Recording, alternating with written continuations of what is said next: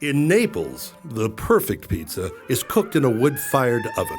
At Willow Street, our new pizzas, like our Dolce Picante, are also cooked in a wood-fired oven.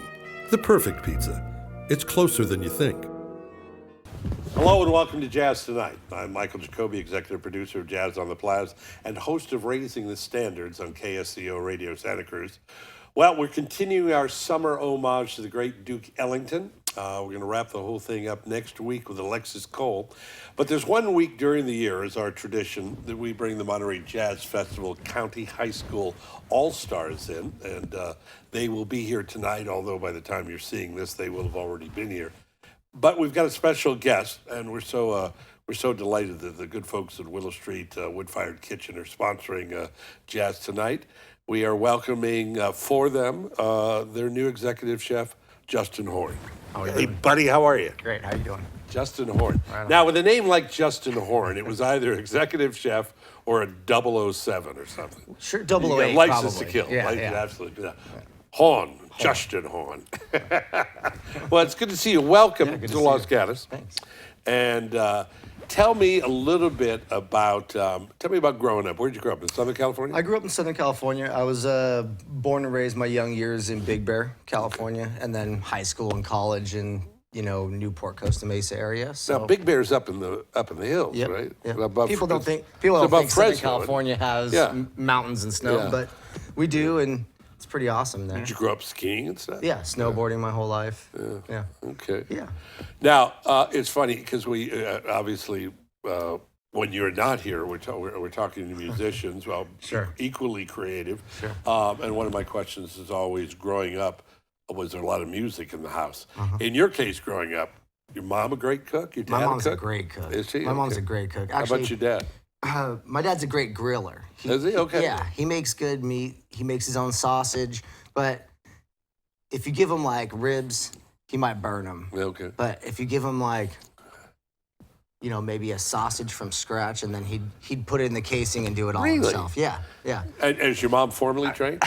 No, my mom's actually, she was like 23 years a vegetarian. So I think that's what taught her how to cook was... Try to find flavor. Yeah, trying to get flavor out of nothing. Yeah. So I think that's where a lot of my early years of learning how to cook and the exposure was...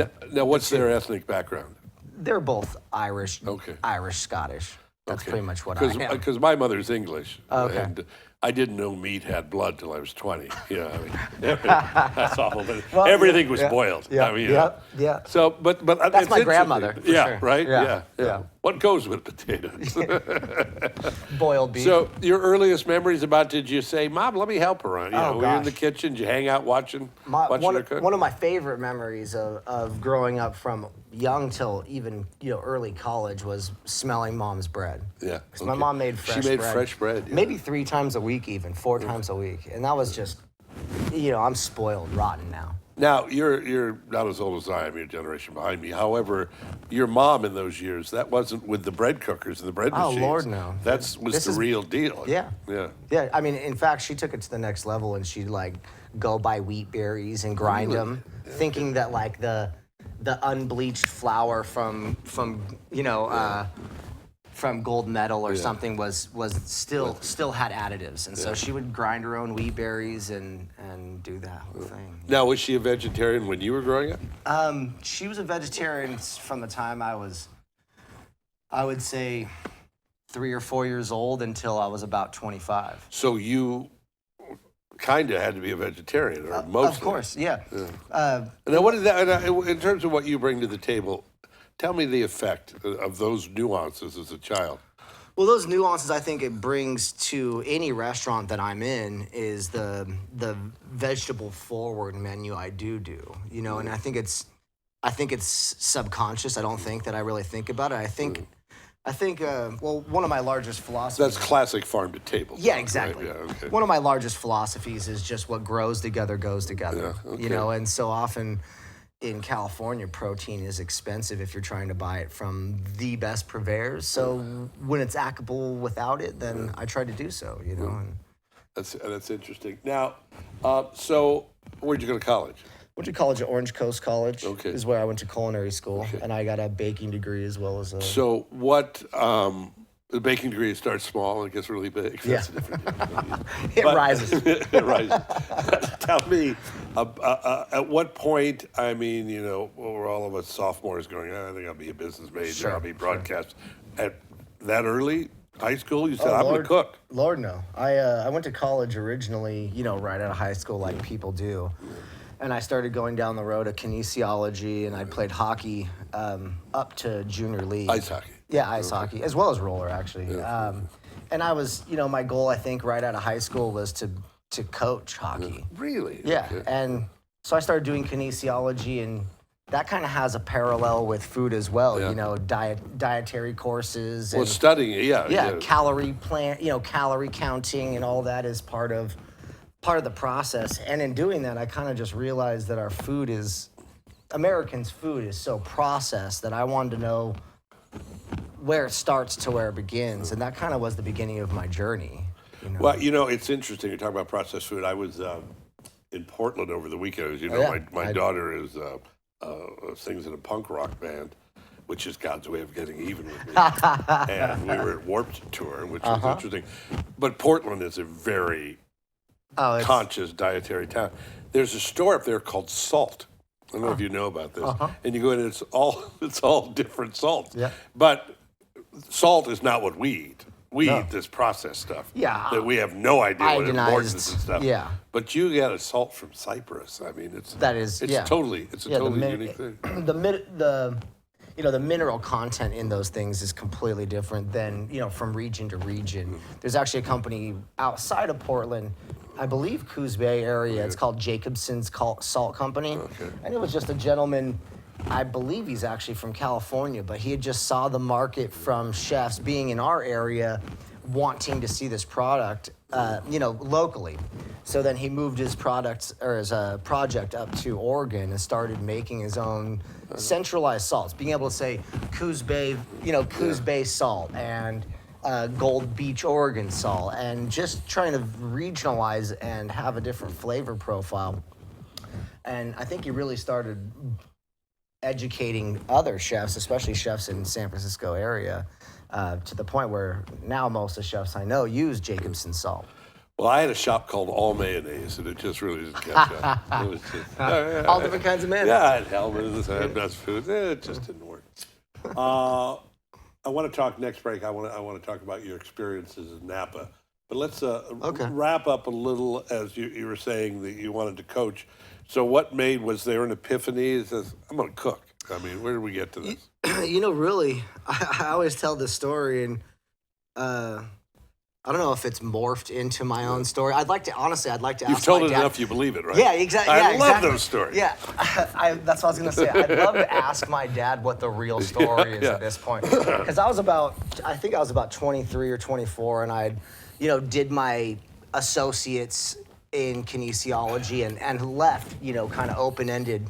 And the next thing you know, I was doing construction with my dad, and I thought I was pretty damn good at it, and obviously he didn't, because one day he handed me a check and just said, have fun, you should go cook. That's what he said, you should go cook. And I was cooking a little bit, making salads at a restaurant that I used to bartend at, and so he basically gave me a month's worth of wage and told me to go back to school, and I didn't mess up and go party all the money away. Now, did you get a degree in kinesiology? I ended up doing that when I went back to school. Then I eventually went on and finished that so that I would because I was only a couple classes away. But it was never anything that I was planning on completing once I was in my mid-20s. We're talking to Justin Horn, who's the new executive chef at Willow Street Wood-Fired Kitchen. And full disclosure, I do some work with Willow Street, and I'm delighted that they're a sponsor of Jazz Tonight, and also delighted that he's here. And I will tell you, having been involved and around the restaurant business for many years, you are the real deal, my friend. Thank you. And, I hope so. You bring some things, if you excuse the pun, to the table that are nothing short of extraordinary. Thanks. We're going to talk about your experiences in Napa in just a few. As I said, Willow Street has a new executive chef, a new look, a new menu, and great and wondrous things happening and going to happen, and we certainly suggest that you check them out. Yeah. So stay with us. We'll take a little break and be right back with Jazz Tonight. Hey, come here. You know why I bring my folks here so often? Because Willow Street has the best kids menu in town. And kids eat free on Tuesdays. Thank you. You're welcome. Now that's what I'm talking about. Can I get a wine list? Never mind. In New York, the perfect pizza is prepared with fresh, creative toppings. At Willow Street, our new pizzas, like our prosciutto di Parma and gorgonzola, also feature fresh, creative toppings. The perfect pizza. It's closer than you think. Welcome back to Jazz Tonight. Michael Jacobi with you. We've had a good year in the jazz on the Plazz. Our tribute to Ellington has gone wonderfully. For those of you that caught Booker T last week, you saw Booker T. Booker T was great. That was something, and we're excited that next year we'll be paying tribute to the great Billie Holiday. And let me get the self-serving part, any less self-serving than him, but more self-serving than most. People ask about how do they support Jazz and the Plazz, if they're not a corporation, if they're not a big sponsor or underwriter. Take time to pick up a Jazz card. It's $100. And it's worth $700, so it's pretty much a no-brainer. Take a moment, maybe to drop a ducat into our raffle during intermission, even though there's only one show left. But it all makes a difference, and as we're fond of saying, it may take a village to raise a child. It takes a town to put on a good jazz series. Justin Horn from Willow Street Woodfire's Kitchen. First of all, nice ink. Thank you. Yeah. And get ready for this segue. Some other nice ink on you. This is so good. You've had some remarkable reviews. I'm going to throw some words out talking about your menus as being magnificent, setting the standards for Italian foods. Wow. Great, great reviews. Brings to the table uncommon passion for his craft. I have, over the years, between radio and television, interviewed dozens of chefs. And like musicians, you have an emphasis that whether you're desserts or entrees. Sure. Did you discover that at culinary school, or going into it, or what did you have going into culinary school? Did you say to yourself, "Well, I'm a linebacker, therefore, I'm just going to cook this"? I think I had the veggie game down. Yeah. I had that going for me when I went into culinary school. When it came down to combining flavors, I felt like I had a little bit more exposure. One, I was a bit older than a lot of these 18-year-old kids getting into culinary school. And that's still true, by the way. You're older than I'm still older. I think, because I went to culinary school at about 25, 26. So by that time, I felt like I had a little bit more head on my shoulders. But as far as like where I wanted to go in the avenue of cooking, no, I think I was open to see where it led. Now, your dad was helpful, though, from the grilling standpoint and learning that side. Oh, yeah. And barbecue, like I said, You a big griller at home? I love, that's what I do. Yeah, I cook outside if I can. Okay. It's all about wood. I make my own charcoal sometimes. Really? Yeah, cure it. So tell me about, what do you like least? Least? Cooking, I think I don't like cooking the classic French. Okay. That's... I think it's because of culinary school. I think it was because of it's also maybe too formula for you. Yeah, I think it doesn't allow you to get outside of the box. You nailed it. You nailed it. Or lay box.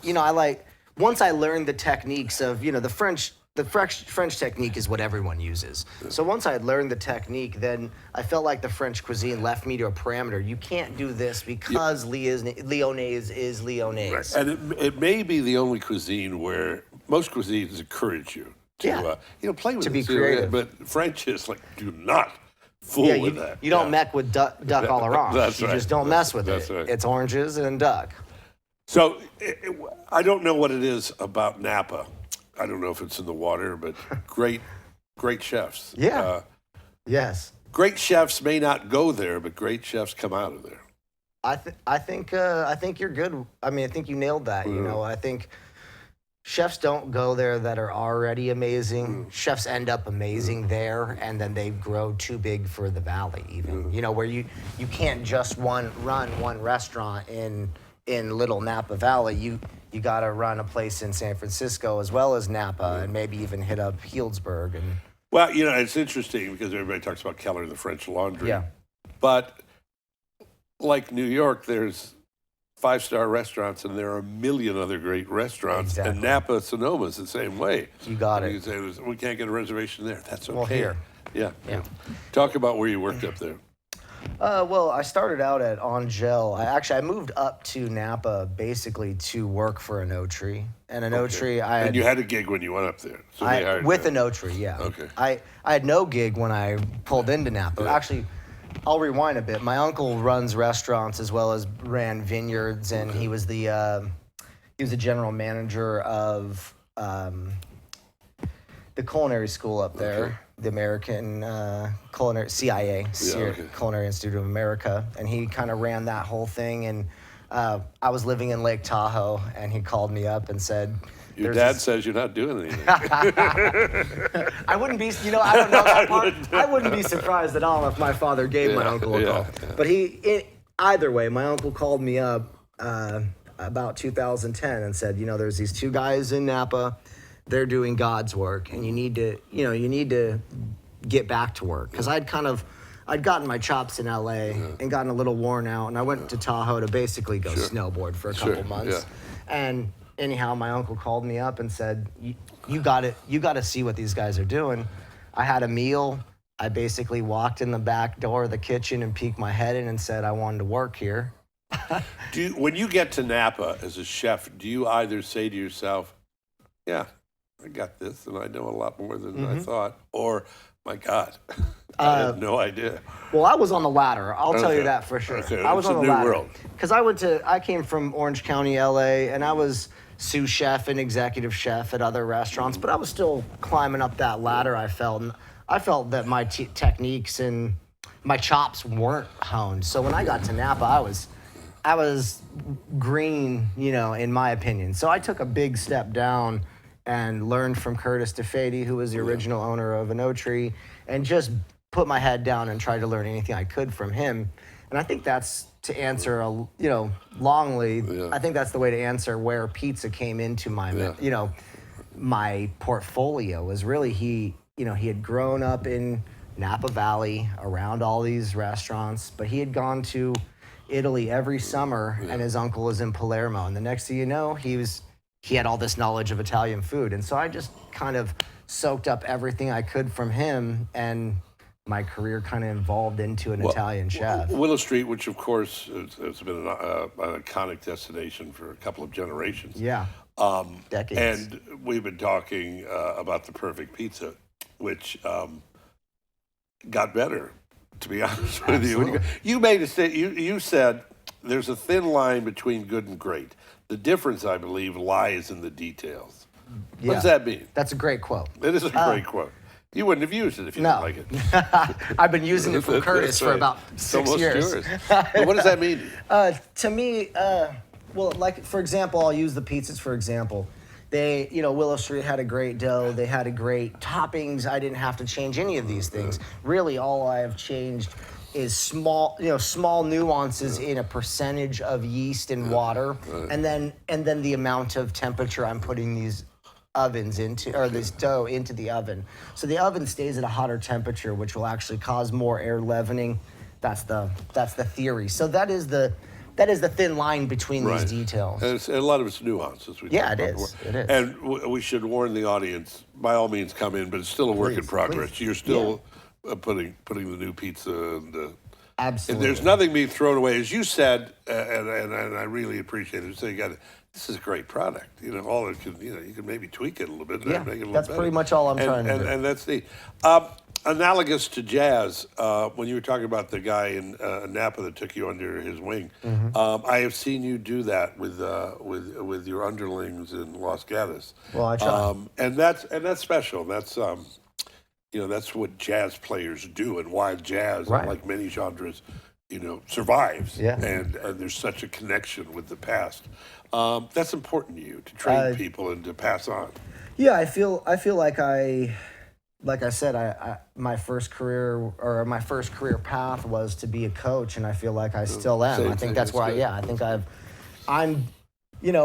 I'm better at being in that role than even being behind the lines trying to cook you a meal at this point, because I'm only one man. I need to train all these guys to be the best they can be, and that's what my goal is.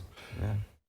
We talked about farm to table, and I'm sure you realize this, how fortunate you were with your mom and being a vegetarian. Oh, yeah. I came from, and so many people came from a generation where vegetables were an afterthought. Cooked out of a can. Open a can. Yeah. Open a can. Yep. Have a great steak. Yeah, and eat this Here's with some it. green beans.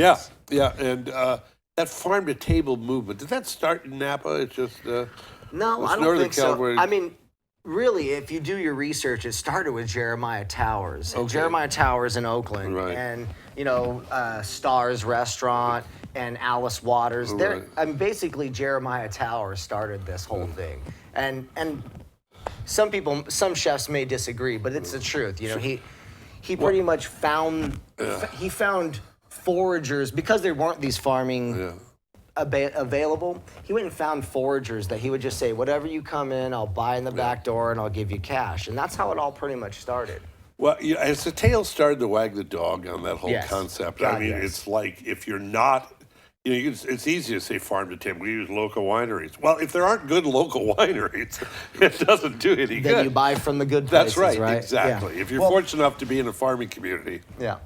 Well, along those same lines, another great thing I always say is, if you can't make it better, buy it. Yeah, that makes sense. Somebody's making it. Yeah, yeah. I don't make the best cheese. That's why I find right. Marin Creamery. Nor do you have time. Yeah, I don't have any more time. So.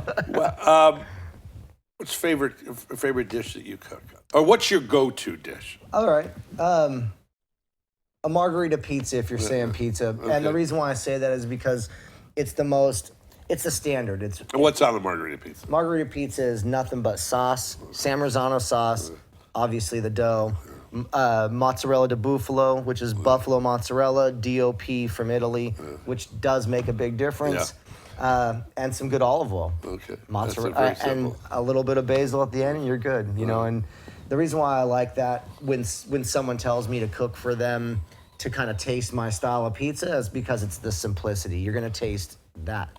You and I go for jazz visits in New York every May, and the hottest thing is grits in New York. Okay. On the scene, you do a cauliflower grits Tonight. which is Yeah. Well, you're doing it tonight, but if you weren't there tonight, you won't see it.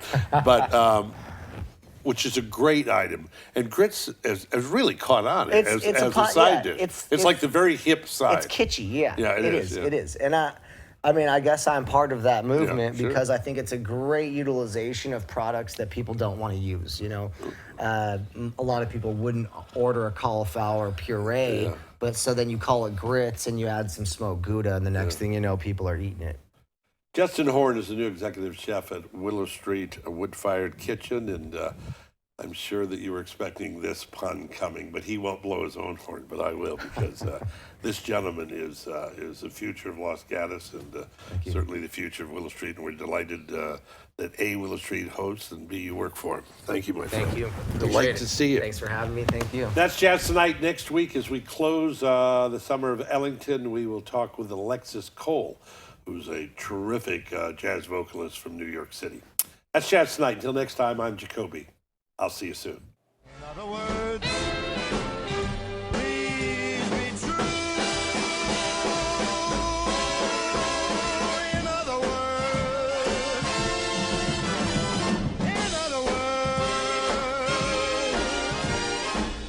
I love you.